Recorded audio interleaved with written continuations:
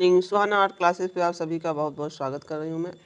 प्यारे बच्चों, मैं आज आप सभी को मैं रीता प्रताप की बुक से एक क्लास पढ़ाऊँगी जो राम किंकर बैस को पढ़ाऊँगी आज, जो बहुत ही महत्वपूर्ण कलाकार हैं, जिनकी मूर्ति शिल्प के बारे में और सब चीज़ें बहुत ही पूछी जाती हैं। तो देखिए, हम अपना प्रश्न देखते हैं, जो जिनका उनका जीवन परिचय जितना उनसे प्रश्न बनते हैं सब मैं आपको बता रही हूँ इसमें। क्योंकि रीता प्रताप की बुक में देखिए जो है बहुत डीप ही सब चीज़ दिया हुआ है, जितने भी प्रश्न बनते हैं वहाँ से राम किंकर बैस से सब इसमें आज बताएंगे आपको। ठीक है, तो देखिए राम किंकर बैस का जन्म कब हुआ था? 1906 और मृत्यु कब हुई है? 1980। तो देखिए ये कितने वर्ष जीवित रहे थे? लगभग 74 वर्ष, इतना ही जीवित रहे ना, 1906 1980। तो देखिए इस तरह से आप याद करिए कितने कोई व्यक्ति कितने दिन जीवित रहा है, सभी तो डेट ही ना उसको याद किया करिए। अब देखिए जीवन परिचय व शिक्षा। शांति निकेतन में किंकरदा के नाम से प्रसिद्ध राम किंकर बैस, इनकी उपाधि है किंकरदा, इनको इस नाम से बुलाते हैं। सन 1906 ईस्वी में बंगाल राज्य के बांकुड़ा शहर के पास जुग्गीपाड़ा गांव में हुआ। इनकी प्रारंभिक शिक्षा बांकुड़ा शहर में हुई। यहाँ पर इनमें कला के प्रति रुचि जागृत हुई। कहाँ पे? वहाँ जहाँ उनका जन्म हुआ वहीं भी इनके अंदर एक कला के प्रति रुचि जागृत थी, यानी कि बचपन से ही इनको कला के प्रति रुचि थी। इनकी प्रतिभा को सर्वप्रथम सन 1925, देखिए सन 1925 ईस्वी में मॉडर्न रिव्यू के संस्थापक रामानंद चटर्जी ने पहचाना। जिसके एक प्रश्न आपसे भी पूछेगा कि मॉडर्न रिव्यू के संस्थापक कौन है, तो आप क्या कहेंगे? रामानंद चटर्जी बता होगा उसका आंसर। अब ये कब इनकी प्रतिभा को पहचाने थे? 1925 ईस्वी में, यानी कि ये जो 6 में पैदा हुए तो लगभग 20 साल के थे, नहीं 15 ही साल के थे ना यहाँ पे, तभी इनकी प्रतिभा को पहचान गए थे। 6 में पैदा हुए तो नहीं 20 साल के हो गए, सॉरी 20 साल के हुए थे ना, 25 में 20 साल के लगभग थे। तो जो है तभी इनकी प्रतिभा को 20 साल में ही उन्होंने मॉडर्न रिव्यू पत्रिका के जो संस्थापक थे रामानंद चटर्जी ने उन्हें पहचाना और कहाँ पर फिर उनको शिक्षा के लिए भेजा था? पहचाना और कला की शिक्षा हेतु तो शांति निकेतन के कला भवन में भेज दिया, जहाँ पर नंदलाल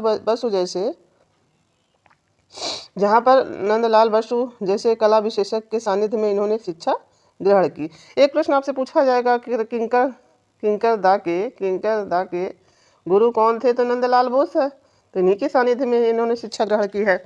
तो देखिए शिक्षा प्राप्त की। इन दिनों शांति निकेतन का जीवन आदर्शमय, सरल और उल्लासमय पूर्ण से था और शिक्षा के दौरान आर्थिक परिस्थितियों का सामना करते हुए इन्होंने धन अर्जित करने भी प्रारंभ किया था ना। और क्योंकि ये इनका जो बचपन में इनकी परिस्थिति ठीक नहीं थी, थोड़ा निर्धन परिवार के थे, ज़्यादा नहीं, इसीलिए ऐसा कार्य वहाँ धन अर्जित करने का भी प्रारंभ किया था। इस समय महाकवि रविन्द्रनाथ टैगोर अपने छात्रों के बीच रहते थे और इनसे उनका उदारपूर्ण प्रभाव सभी छात्रों पर पड़ता था। यहाँ पर टैगोरों के अतिरिक्त जैसे कोई अगर प्रभावशाली व्यक्ति कहीं रहेगा तो क्या वो अपनी छाप सबके ऊपर छोड़ेगा ना, उसका प्रभाव तो सबके ऊपर पड़ेगा। तो रविन्द्रनाथ टैगोर एक महाकवि थे ना, तो उनका जो है उदारपूर्ण प्रभाव सभी छात्रों पर जो वहाँ पर रह रहे थे सब पर पड़ रहा था। अन्य कई ऐसी प्रतिभाएं भी थी जिनका संकल्प, रुचि और गहरी मानवता सभी छात्रों पर प्रभावित करती थे। देखिए नंदलाल बसु थे वहीं पे, ये भी जाने माने कलाकार थे और इनके गुरु थे। और यहाँ ये जो रविन्द्रनाथ टैगोर सभी प्रतिभाशाली वहाँ थे, तो सबकी मानवता की छाप, रुचि इन सबके ऊपर छात्रों के ऊपर अच्छी प्रकार से पड़ रही थी। अब देखिए मूर्तिकला एवं चित्रकला का विधिवत विकास क्रम। ये चित्रकार मुख्य रूप से मूर्तिकार जाने जाते हैं, पूछेगा ना, तो मुख्य रूप से मूर्तिकार है। तो उसका क्रम देखिए क्या क्या है इसका। राम किंकर ने चित्रकला के साथ साथ मूर्तिकला भी सीखी है। इन दोनों विधाओं का पूर्ण विकास उन्होंने अपने स्वभाव के अनुसार किया। किसके अनुसार किया? स्वभाव के अनुसार किया था और सीखा। इन दिनों विकास किया और उनका मानना था कि एक अच्छा मूर्तिकार बनने के लिए कलाकार को स्वयं, अब इनका कोटेशन बता रहा है कि उनका मानना था कि कलाकार को स्वयं मिट्टी तैयार करना चाहिए। इसको हटा देते हैं तब बता। स्वयं मिट्टी तैयार करना चाहिए, साँचे में ढालना, पत्थर, लकड़ी, लोहा काटना, तारों से कुश्ती करना, देखिए तारों के साथ कुश्ती करना कार्य जब तक स्वयं नहीं कर सकता तब तक उसका इस कला में निष्प्रति होना कठिन है, यानी उसका निपुण होना कठिन है। अगर वो ऐसा अपने हाथों से सब मिट्टी नहीं तैयार करेगा, पत्थर लकड़ी लोहा काटेगा नहीं, तारों से कुश्ती नहीं करेगा, तो उसका इस कार्य में कला के कार्य को स्वयं कर पाना जो कठिन होगा। ठीक है। देखिए राम किंकर बैज ने मिट्टी, धातु, प्रस्तर, प्लास्टर, कंकड़ी आदि पर विभिन्न आकृतियां उत्कीर्ण की। वे इन दोनों इनकी सच्ची लगन तन्मयता का योतक है। इनका मूर्तिकला के प्रति रुझान में चित्रकला के समान ही प्रारंभ से था। ये कह रहे हैं जब चित्रकला का इनका रुझान था तभी से मूर्तिकला का रुझान इनका प्रारंभ से था। इनकी प्रतिमा में गठन, शरीर रचना, अनुपात, अंग प्रत्यय उभरे सुस्पष्ट गठन तथा उनकी स्थितिजन्य लघुता एवं दीर्घता के अनुसार एक सुनियोजित विशेषता है। इनकी मूर्तिकला की सब प्रतिभाएँ हैं जो ये सब बता रहा है। क्या अंग शरीर रचना जो बता रहे हैं, अनुपात, अंग प्रत्यय उभारे हुए सुस्पष्ट गठन एवं स्थितिजन्य लघुता तो दीर्घता का अनुसार सुनियोजित विशेषता है। देखिए ये इसके बाद ये क्या बता रहा है कि पार्श्व चित्र, इनका एक पार्श्व चित्र है, एक उत्कृष्ट मूर्ति शिल्प है। ये पार्श्व जो चित्र है सबसे उत्कृष्ट मूर्ति शिल्प इनका है। और ये मूर्ति शिल्प ऐसा बनाते थे कि उसमें यथार्थता का झलक दिखाई देता था। तभी ना ऐसा ऐसा शब्द इसके लिए कह दिया, गठन शरीरों की और स्थिति सब एकदम यथार्थ दिखाई देते थे। इनकी मूर्ति शिल्प में ऐसा था। अब भाव व्यंजक के में राम किंकर बैज एकदम मौलिक हैं। अपनी भाव व्यंजना करने में एकदम मौलिक है उनका विचार। उनके पूर्ण विकास में शांति निकेतन के संगीत, नाटक, कविता तथा प्राकृतिक सौंदर्य का यथेष्ट प्रभाव पड़ा है, एकदम यथार्थ प्रभाव पड़ा है उनकी। सफल मूर्तिकार, अब यहाँ इनका क्या शुरू हो गया, सफल मूर्तिकार। कैसे मूर्तिकार थे? चित्र व मूर्ति सृजन के लिए मन में विशेष ललक रखने वाले परिश्रमशील कलाकार राम किंकर बैज अभी कहाँ राम किंकर बैज विश्व भारती विश्वविद्यालय से डिप्लोमा कला भवन के सदस्य बने। अब देखिए वहीं से डिप्लोमा भी लिए थे, क्योंकि रामानंद चटर्जी ने जो रिव्यू मॉडर्न पत्रिका के संस्थापक हैं, उन्होंने इनको शांति निकेतन में भेजा था, तो वहाँ पे उन्होंने शांति निकेतन का ही तो जिसे अब देखिए 1901 में इसकी स्थापना रवीन्द्रनाथ टैगोर ने की थी शांति निकेतन की। तब 1919 में कला भवन की हो गई, तो फिर उसमें कला भवन की स्थापना फिर 1921 में ये विश्व भारती में तब्दील हुआ था ना, तो उसी का नाम विश्व भारती बता रहा है। यहाँ विश्व भारती में डिप्लोमा प्राप्त कर कला भवन के सदस्य बने। बाद में मूर्ति शिल्प विभाग के अध्यक्ष, अब देखिए ये भी है, वहाँ जो विश्व भारती में ये मूर्ति विभाग के अध्यक्ष भी बना दिए गए। सन 1935 में उनकी रचनात्मक प्रतिभा का विकास हुआ और लगभग 30 साल के जब ये हुए, 25 में तो 20 साल के हुए थे और 30 साल के जब हुए 35 में, तो तभी इनकी रचनात्मक प्रतिभा का विकास हो गया। सन 1938 ईस्वी में शांति निकेतन के खुले आकाश में उन्होंने सीमेंट, देखिए प्रश्न आपसे पूछा जाएगा कि शांति निकेतन में संथाल परिवार को कब निर्मित किए थे। उनका जो एक प्रश्न आएगा, संथाल परिवार आपका कहाँ स्थित है, किस जगह स्थित है, तो आप क्या बताएंगे? शांति निकेतन के खुले वातावरण में, और माध्यम क्या है? सीमेंट और कंक्रीट है, और किस सन में बनाया गया? सन 1938 में। ठीक है, ये 4 प्रश्न यहाँ से बनेंगे। और देखिए एक प्रश्न और हो जाएगा, संथाल परिवार नामक शिल्प का निर्माण उसकी कितनी सेमी ऊंचाई है, बता रहा है 427। ठीक है, उसकी ऊंचाई जो है इतना ऊंचा है। और देखिए इनके द्वारा निर्मित अन्य मूर्तियाँ शांति निकेतन में यंत्र तत्व सुसज्जित है। इनके बाद दोपहर का विश्रामित श्रमिकों को और मेहनतकश मजदूरों का सजीव, देखिए इनके जो चित्र उत्र थे या मूर्ति उतरी थी सब एकदम सजीव। क्या बता रहा है? दोपहर में जो मजदूर विश्रामित श्रमिक हैं और मेहनतकश किसानों का सजीव, जैसे उनका यथार्थ चित्रण कर दिया, जैसे वो थे एकदम यथार्थ चित्रण है। अब देखिए एक प्रश्न है यहाँ प्रश्न इससे सब बनेंगे, यहीं से देख दिए। छिछड़ी को 24 फीट ऊंचा पत्थर पूछेगा, माध्यम पत्थर की 2 मूर्तियां बनाई हैं, और कहाँ इसको संग्रहित है? मूर्तियाँ रिजर्व बैंक ऑफ इंडिया नई दिल्ली में है। यह छिछड़ी की जो 24 फीट ऊंची मूर्ति बनाई है, 2 मूर्तियाँ हैं और रिजर्व बैंक ऑफ इंडिया नई दिल्ली में है। जब रामकिंकर बैज ने टैगोर का, देखिए यहीं से सारे प्रश्न भी बनते हैं, ये थ्योरी आगे पढ़ाया गया, उसको आप देख डालिए। अब देखिए पढ़ा लेते हैं तब आपको बताते हैं। रामकिंकर बैज ने टैगोर का पोर्ट्रेट तैयार किया, तब स्वयं टैगोर ने इनसे कहा था। जब ये पूछेगा कि टैगोर का पोर्ट्रेट किसने बनाया था, तो आप क्या होगा वहाँ आंसर, तो रामकिंकर बैज ने बनाया था।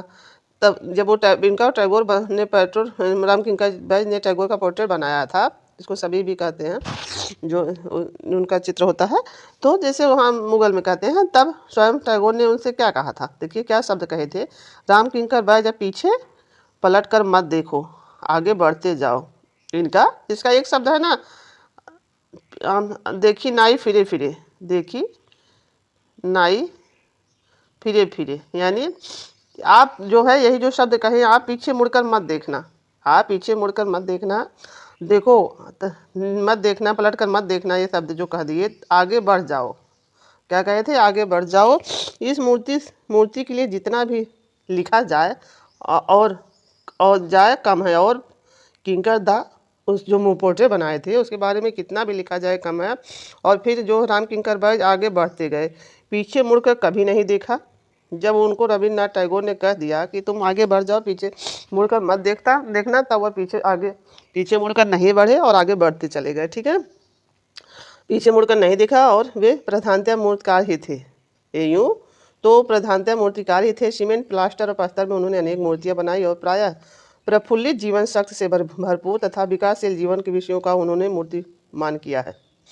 जैसे मूर्तियों में क्या किया है, प्रफुल्लित जीवन शक्ति से भरपूर विकासशील जीवन, सभी को मूर्तियों में एक मूर्तिमान कर दिया है। अब देखिए रामकिंकर बैज ने कहा कि देवी देवताओं की मूर्ति बनाने से पूर्व देवी देवताओं को मन में आसन दो। क्या कहें कि अगर आप देवी देवताओं की मूर्ति बना रहे हैं तो पहले उनको देवी देवताओं के प्रति आपको मन में एक श्रद्धा होनी चाहिए। आसन दो ना, श्रद्धा होनी चाहिए, वरना मूर्ति तो कलाकार सरस्वती की गढ़ता है और उसके मन में होता है राक्षस। इनका इतना अच्छा शब्द देखिए, मूर्ति तो ये सरस्वती की गढ़ेगा, लेकिन अगर श्रद्धा नहीं रहेगा तो राक्षस के समान उसके प्रवृत्ति उनके प्रति रहेगी कि नहीं। अगर कोई देवी देवता को गढ़ रहा है तो उनके प्रति श्रद्धा भी होनी चाहिए। प्रदर्शनियाँ देखिए, बैज ने अपनी प्रथम एकल प्रदर्शनी सन 1982 ईस्वी में नई दिल्ली में आयोजित की।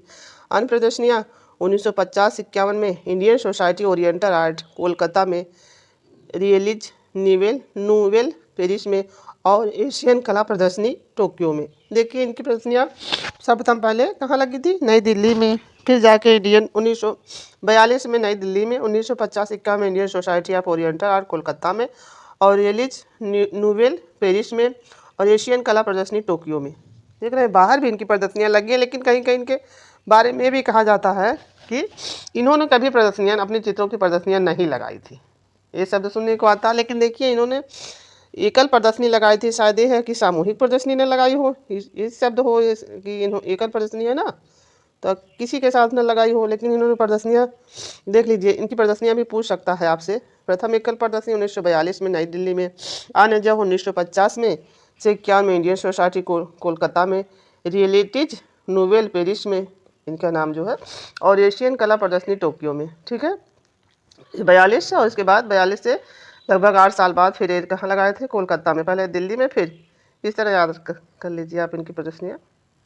अब देखिए सदस्य बैज सन 1976 में केंद्रीय ललित कला अकादमी के फेलोशिप निर्वाचित हुए, और रियलिस्टिक नोवेल पेरिस तथा इंडियन स्कल्पचर एसोसिएशन कोलकाता के सदस्य की भी रहे। बैज 57 साल से अधिक, कितने साल से, 57 साल से अधिक शांति निकेतन में रहे हैं, और 3 दशक तक के कला भवन के विशिष्ट सदस्य भी रहे हैं।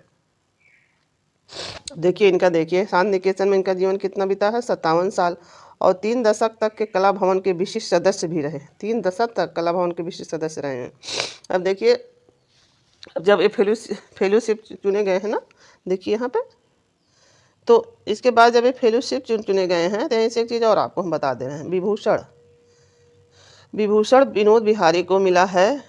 विभूषण मिला है तभी जब ये फेलोशिप चुने गए हैं, तब विभूषण विनोद बिहारी को मिला है 1974 में।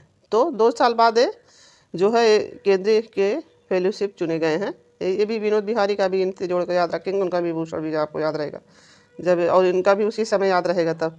चित्रण यात्रा, रामकिंकर बैज ने आरंभ में लघु चित्रण बनाए, किंतु शीघ्रता से इन्होंने तैल रंगों को भी, पहले तो लघु चित्र बनाए थे, शीघ्रता से इन्हें तैल रंगों को भी अपना लिया, जो राजा रवि वर्मा ने शुरुआत किया था यहाँ पे, और वहाँ पे जॉन वाइक ने यूरोप में उस विधि को, ये तैल रंगों को अपना लिए और इसी माध्यम में अनेक प्रयोग भी किए। व्यक्ति चित्र, डिजाइन, लताएं, भवन, प्राकृतिक दृश्य आदि का उन्होंने चित्रण किया। व्यक्ति चित्रों में बैज ने बैठे हुए व्यक्ति का स्वभाव उतार दिया है। देखिए इनका एक है, व्यक्ति चित्रों में बैज ने बैठे हुए व्यक्ति का स्वभाव ही पूरा उतार दिया है। एक व्यक्ति बैठा है उसका एकदम हूबहू जिससे उन्होंने उतारा होगा। उनके चित्रों में लोक कला तथा शास्त्रीय कला का समन्वय मिलता है। उनकी कृतियों में जीवन की सौंदर्य, पूर्णता, आस्था और दृढ़ विश्वास की छाप है। संयोजन विशेष रूप से दृश्यों में विस्तार, वातावरण, ढांचों का स्थूलता को प्रभावी रूपों में प्रस्तुत किया गया है। उन्होंने दैनिक जीवन में विषयों की तुलिका, यह नया शब्द बता रहा है, थोड़ा सा ऊपर करें तब आपको बताते हैं इसको। उन्होंने दैनिक जीवन में विषयों की तुलिका रेखा चित्रों, दृश्यों एवं ड्राइंगों द्वारा अंकित किया है। सन 1940 में रामकिंकर बैज ने अनेक चित्रों की रचना की। अब देखिए एक प्रश्न आपसे ये भी पूछा जाएगा, जो प्रश्न बनता वहाँ से मैं आपको बता रही हूँ। जो सन 1940 में इन्होंने कौन सा चित्र बनाया था? सुजाता और कन्या और कुत्ता और अनाज की ओसाई, तीन चित्र। और ये क्या है, क्या है? रेखा चित्र हैं, क्या बोला है? हाँ, चित्रों को रेखा चित्र नहीं, सॉरी, जो है चित्र हैं जो इनके अनेक चित्रों की ब्रश और ड्राइंग द्वारा रचना की थी। ये ब्रशों इनकी, ये जो है पूछे जाएगा अब देखिए ये जो है चित्र है। अब आपसे अगर पूछ दिया जाए कि ये मूर्ति है कि, तो ये चित्र, ये हो जाएगा ना, चित्र है।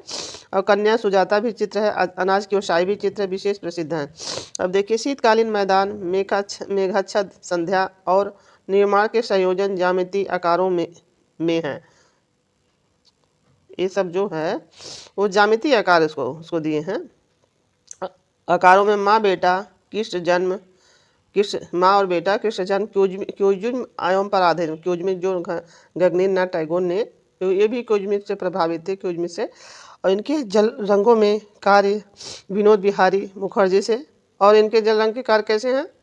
जो है विनोद बिहारी से मिलता जुलता है। इस प्रकार उनके अधिकांश चित्रों में प्रभाववादियों के प्रकाश, देखिए प्रभाववादियों के प्रकाश से जान के अंतराल, देखिए प्रभाववादियों क्लोद मोने थे ना, उनका भी प्रकाश, और ये जो है सेजान जो उत्तर प्रभाववादी थे, यही थे ना, यही उत्तर प्रभाववादी सेजान थे ना। और घनवादियों के तत्व, और ये जो पिकासो कासो थे वो घनवादी थे, सेजान उत्तर प्रभाववादी थे। तो इनके भी प्रभाव पारदर्शी तथा, अब देखिए घनवादी तो क्यूज्मिन का, क्यूज्म का यहाँ बता रहा है, क्यूज्म का ना यहाँ बता रहा है, तो किस पे था? कृष्ण जन्म और माँ यो बेटा पर इनका था जो। और देखिए समन्वय हुआ है, पारदर्शी तथा पूर्वी देशों की लिपि का जीवन का सुंदर समन्वय हुआ है। घनवादियों के तत्व एवं पारदर्शी तथा पूर्वी जीवन की लिपि का जीवनता का सुंदर समन्वय हुआ है इसमें। अब देखिए इनके पुरस्कार देखते हैं। अब देखिए पुरस्कार है जो रामकिंकर बैज को देशोत्तर विश्व भारती द्वारा डीलिट रवींद्र भारती विश्वविद्यालय व 1970 में पद्म विभूषण से सम्मानित किया गया है। संग्रह, आपकी कृतियां ललित कला अकादमी में अस्थायी संग्रह, जो राष्ट्रीय कला संग्रहालय नई दिल्ली, देश विदेश के अनेक निजी संग्रह तथा सार्वजनिक संग्रहों में, यहाँ तो है ही, तथा देश विदेश के निजी संग्रह सार्वजनिक संग्रहों में संग्रहित है। मृत्यु 1 अगस्त 1980 में इस महान कलाकार का निधन हो गया। देखिए इतने महान कलाकार मूर्तिकार थे कि इन्होंने जो भी मूर्तियाँ बनाई।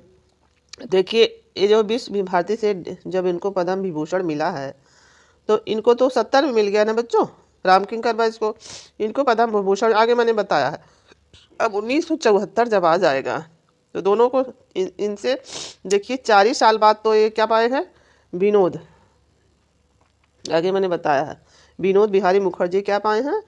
विभूषण पाए हैं। 2 का विभूषण यहीं से आपको एक का पद्म भूषण, एक का विभूषण आपको याद हो जाएगा। तो देखिए यही हमारा वीडियो समाप्त हो रहा है। तो आपको एक चीज़ और पीछे बता रहे हैं, वो याद था भूल गया बीच में, अभी जब सुजाता ही बनाए थे, मूर्ति कहाँ गया? देखिए नहीं रहा, 35 इधर है क्या? हाँ 1940 में बनाए थे। हाँ छोड़िए, कहीं होगा देख। हाँ 1940 में जब ये बनाए।